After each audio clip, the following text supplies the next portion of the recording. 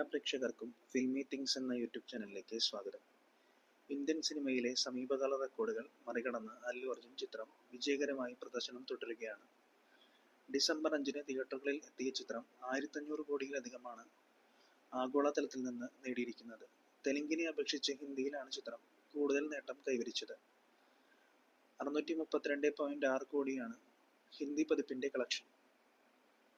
തെലുങ്കിൽ നിന്ന് 297.8 കോടിയും തമിഴിൽ നിന്ന് 52.4 കോടിയും കന്നഡയിൽ നിന്ന് 7.16 കോടിയും മലയാളത്തിൽ നിന്ന് 13.99 കോടിയുമാണ് ചിത്രം നേടിയത്.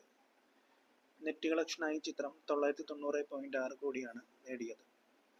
E4 എന്റർടൈൻമെന്റ്സ് ആണ് പുഷ്പ 2 കേരളത്തിൽ എത്തിച്ചത്.